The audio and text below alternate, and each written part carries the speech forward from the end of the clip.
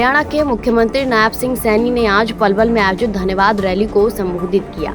इस दौरान सीएम सैनी ने पलवल वासियों को विकास परियोजनाओं की बड़ी सौगात देते हुए विधानसभा क्षेत्र के लिए अनेक घोषणाएं की। उन्होंने कहा कि पलवल में अंतर्राष्ट्रीय स्तर का मॉडर्न स्पोर्ट्स कॉम्प्लेक्स बनाया जाएगा। साथ ही 55 लाख रुपए की लागत से पलवल में इंडोर स्टेडियम को साउंड प्रूफ बनाया जाएगा। इसके अलावा सेक्टर 21 नगर में बुनियादी सुविधाओं जैसे पार्किंग, बरसाती पानी की निकासी, ड्रेनेज सिस्टम और जल आपूर्ति इत्यादि के विकास के लिए 50 करोड़ रुपए की घोषणा की। धन्यवाद रैली को संबोधित करते हुए मुख्यमंत्री ने 40 करोड़ 39 लाख रुपए की लागत की 7 परियोजनाओं का उद्घाटन और शिलान्यास किया। इनमें 15 करोड़ 68 लाख रुपए की लागत की 3 परियोजनाओं का उद्घाटन और 24 करोड़ 71 लाख रुपए की 4 परियोजनाओं का शिलान्यास किया गया।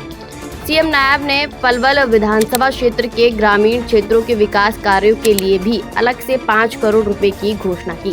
धन्यवाद रैली के संयोजक एवं खेल युवा सशक्तिकरण उद्यमिता राज्य मंत्री गौरव गौतम ने मुख्यमंत्री नायब सिंह सैनी का स्वागत करते हुए कहा कि यह ऐतिहासिक अवसर न केवल पलवल जिले के लिए गर्व की बात है, बल्कि पूरे हरियाणा के विकासशील भविष्य की दिशा में एक महत्वपूर्ण संदेश है। उन्होंने कहा कि पलवल की जनता ने मुख्यमंत्री के नेतृत्व में अभूतपूर्व समर्थन दिया है। यहाँ की जनता ने बड़े बड़े दावेदारों को चुनाव में हराकर नया इतिहास रच दिया है। पलवल में अब तक की सबसे बड़ी जीत दर्ज हुई है, जिससे कांग्रेस पार्टी अब तक उभर नहीं पाई है। गौरव गौतम ने मुख्यमंत्री के समक्ष क्षेत्र के विभिन्न विकास कार्यों को लेकर एक मांग पत्र भी प्रस्तुत किया और कहा कि हरियाणा में अब विकास का पहिया रुकने वाला नहीं है। हम 2 दिन बाद से ही देश के यशस्वी प्रधानमंत्री आदरणीय नरेंद्र मोदी जी के नेतृत्व में केंद्र सरकार 11 साल गौरवशाली वो पूरे कर रहे हैं। इसका उत्साह और गौरवशाली हर व्यक्ति अपने आप को महसूस कर रहा है। मुझे इस अवसर पर आप सबको मैं हार्दिक बधाई और शुभकामनाएं भी देता हूं कि इन 11 वर्षों में हमने ऐसे भारत का निर्माण किया है जो भारत उदय देखा है, जो भारत को हमने उदय के रूप में देखा है, जो अपनी प्राचीन विरासत पर गर्व करता है, वर्तमान की चुनौतियों का डट करके सामना करता है और भविष्य के लिए महत्वाकांक्षी सपने संजोके के रखता है। ऐसे भारत का निर्माण आदरणीय नरेंद्र मोदी जी के नेतृत्व में ये 10-11 वर्षों के अंदर हमें मिला है। एक विकसित राष्ट्र आदरणीय मोदी जी के नेतृत्व में हमें इन 11 वर्षों के अंदर मिला है। मैं प्रधानमंत्री जी के दूरदर्शी नेतृत्व, उनकी अदम्य इच्छा शक्ति और सबका साथ, सबका विकास, सबका विश्वास और सबके प्रयास के मूल मंत्र से देश को एक नई दिशा देने और एक नई ऊर्जा प्रदान करने के लिए मोदी जी के नेतृत्व में देश के एक निर्णायक और पारदर्शी सरकार का जो चल रही है, मैं कार्य संस्कृति में जो अभूतपूर्व बदलाव आया है, इसके लिए देश के यशस्वी प्रधानमंत्री जी का मैं दिल से आभार व्यक्त करता हूँ। मित्रों, मुझे खुशी है कि 2014 में माननीय प्रधानमंत्री नरेंद्र मोदी जी ने देश के प्रधान सेवक के रूप में जब ये पदभार संभाला, उस समय हमारी अर्थव्यवस्था संसार में 11वें स्थान के ऊपर थी। आज मुझे ये गर्व के साथ पलवल की इस ब्रज की भूमि के ऊपर आप सबके बीच में बताते हुए गर्व हो रहा है। 11 वर्षों में देश के यशस्वी प्रधानमंत्री नरेंद्र मोदी जी भारत को दुनिया में 11वें स्थान से आज 4थे स्थान पर ला करके ये खड़ा कर दिया है। हम आदरणीय प्रधानमंत्री जी का दिल से आभार व्यक्त करते हैं। मुझे ये भी खुशी है कि आदरणीय मोदी जी ने ऐसा सुरक्षित भारत ये पिछले 11 वर्षों में देने का काम किया है। प्रधानमंत्री जी ने देश हित में कई ऐतिहासिक निर्णय लिए हैं, चाहे जम्मू कश्मीर के अंदर धारा 370 35A को समाप्त करने की बात हो और कश्मीर से कन्याकुमारी तक अखंड भारत के के निर्माण की बात हो। हाल ही में हम सब जानते हैं कि हमारे इस पलवल विधानसभा क्षेत्र का एक युवा दिनेश शर्मा जो इस ऑपरेशन सिंदूर में जो शहीद हुआ है, मैं उसको नमन करता हूँ। आदरणीय मोदी जी ने जो सटीक निर्णय लिया है उसको हम सब जानते हैं कि इन 11 वर्षों के अंदर ये भारत, ये सुरक्षित भारत हुआ है, ये मजबूत भारत हुआ है। भाइयों, जब भी आतंकवादियों ने या पाकिस्तान ने भारत के ऊपर आकर के किसी घटना को अंजाम देने का कार्य किया, नरेंद्र मोदी जी ने भाइयों पाकिस्तान की सरजमी के ऊपर जाकर के हमारे जांबाज सैनिकों ने उस आतंकवाद का मुंह तोड़ जवाब देने का काम किया है। चाहे 2016 में पूरी हमले के प्रतिशोध के बाद जब सर्जिकल स्ट्राइक की बात हो, 2019 के अंदर पुलवामा घटना के बाद चाहे एयर स्ट्राइक की बात हो, और जब अभी हमारे जो देश के परिवार से जो पहलगाम के अंदर घूमने के लिए गए हुए थे, पाकिस्तान ने एक सोची समझी साजिश के तहत हमारे नागरिकों को एक निशाना बना करके उनके बच्चों और फैमिली के सामने मौत के घाट उतारा।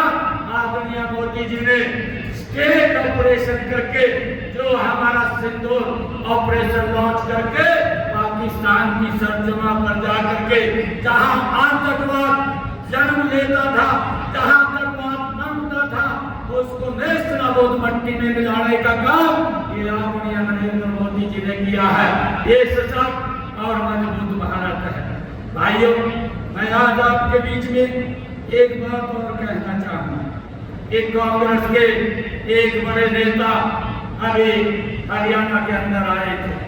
भाइयों, हरियाणा के अंदर वो कांग्रेस के नेता पता नहीं चलता क्या बोल रहे हैं क्या नहीं बोल रहे।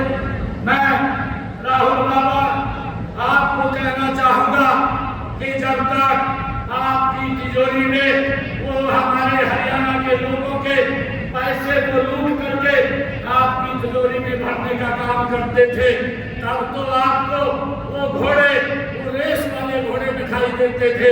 परंतु जब आज वो काम नहीं कर रहे, प्रदेश के लोगों ने नॉन स्टॉप उनको कांग्रेस को बाहर का रास्ता दिखाया। आज आपको वो लंगड़े घोड़े दिखाई देते हैं।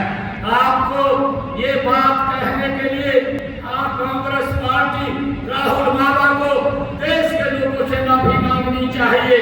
मैं बताना चाहता हूं, जो आज इन्होंने इस बात को लेकर के राहुल बाबा ने जिसकी निंदा की जाए ऐसा बयान यहाँ पर दिया है, ये निंदनीय है कि घोड़े 3 प्रकार के होते हैं। एक रेस वाला होता है, एक बारात वाला होता है, एक लंगड़ा होता है। ये राहुल बाबा इस प्रकार की स्टेटमेंट यहाँ दे करके गया है। इसकी जितनी निंदा की जाए उतनी कम है। कांग्रेस को और राहुल बाबा को उसको चेक कराएंगे। और मुझे खुशी है बताते हुए कि इन्होंने जो कहा है कि पलवल शहर में पानी की निकासी हेतु ड्रेनेज सिस्टम को सुधारने के लिए काम किया जाए, इसकी फिजिबिलिटी चेक करा करके इस कार्य को करवाया जाएगा। ये आज मैं इसकी घोषणा करता हूँ। भाइयों, चाहे उप तहसील जो बनाने की बात वो गौतम जी ने कही है, ये हमारे जो कमेटी के समक्ष बटौली को सब तहसील बनाने का प्रस्ताव रखा है। इसको कमेटी के में भेज करके इस सब तहसील को भी बनाने का काम किया जाएगा। पलवल विधानसभा क्षेत्र में जो 152 किलोमीटर की 75 सड़कें हैं जो अभी गारंटी पीरियड के अंदर है, जिस एजेंसी के पास ये सड़कें हैं, अगर उनमें कोई दिक्कत है उन एजेंसियों के माध्यम से उनको ठीक करवाया जाएगा। और पलवल विधानसभा क्षेत्र में जो 37.5 किलोमीटर की 8 सड़कों की रिपेयर के लिए जो जून तक ये पूरी कर ली जाएंगी, इसके लिए मैं 37 मैं आज घोषणा करता हूँ। और जो 54 किलोमीटर 54.5 किलोमीटर की 26 सड़कें जो जुलाई तक उनकी रिपेयर को पूरा कर लिया जाएगा, इसके लिए भी मैं 40 करोड़ 18 लाख रुपए देने की घोषणा करता हूँ। इसको भी जल्दी ये पूरा कर लिया जाएगा। पलवल में जो गौरव जी ने बात रखी है इंडोर स्टेडियम की, उसको साउंड प्रूफ बनाया जाएगा और उसके लिए 55 लाख रुपया मैं देने की घोषणा करता हूँ।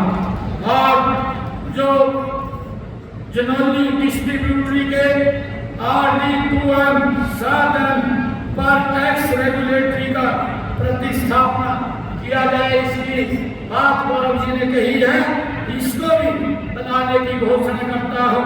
और इसके लिए 50 लाख रुपया मैं देने की आज यहाँ घोषणा करता हूँ, ताकि जनौली डिस्ट्रीब्यूटरी इसका निर्माण हो सके।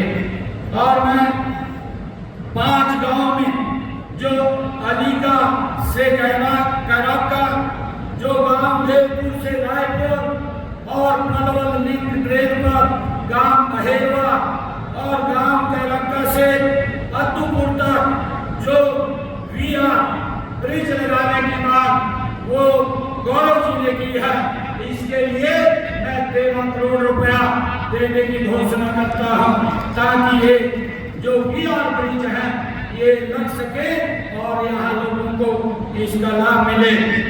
जो गौरव जी ने एक और मांग रखी है कि यहाँ सेक्टर 21 में ट्रांसपोर्ट नगर, उसकी पार्किंग, सीवरेज सिस्टम, सड़क, water supply, 17 water drainage system, इसका कार्य शुरू किया जाए। इसका कार्य जल्दी ही वो शीघ्र चालू हो जाएगा। इसके लिए भी मैं 50 करोड़ रुपया देने की आज घोषणा करता हूँ। तो अभी जो एक और बात कही है कि हमारे मुस्तफाबाद में 66 केवी और पलवल शहर में लाइन पार्क क्षेत्र में 220 केवी का एक सब स्टेशन बनाया जाए। इसकी भी मैं भूमि उपलब्ध होगी तो यहाँ पर 66 केवी मुस्तफाबाद और पलवल लाइन पार्क में 220 केवी का ये सब स्टेशन बनाया जाएगा। इसकी भी मैं आज घोषणा करता हूँ। और जो गौरव जी ने कहा कि पलवल शहर के अंदर हमारे 2 स्कूल, नए स्कूल बनाए जाए, भूमि अगर उपलब्ध होती है, भूमि उपलब्ध होने पर ये 2 स्कूल जो विभागीय नॉर्म है, अगर उस नॉर्म को पूरे करते होंगे तो इनको भी खोलने की मैं घोषणा करता हूँ। एक और बड़ी मांग जो गौरव जी ने रखी है, आज हम इसे अनाज मंडी के अंदर है, ये अनाज मंडी का निर्माण करने की बात ये गौरव गौतम जी ने कही है। आज मैं ये घोषणा करता हूँ कि नई अनाज मंडी पलवल में बाहर भूमि उपलब्ध होने पर वो बनाई जाएगी, इसकी भी मैं घोषणा करता हूँ। और जो पलवल शहर के अंदर जो ऑथराइज जमीन है, जो गौरव जी ने बात कही है कि वार्ड नंबर 1 से लेकर के वार्ड नंबर 10 तक कच्ची गलियां हैं, उनको पक्का किया जाए।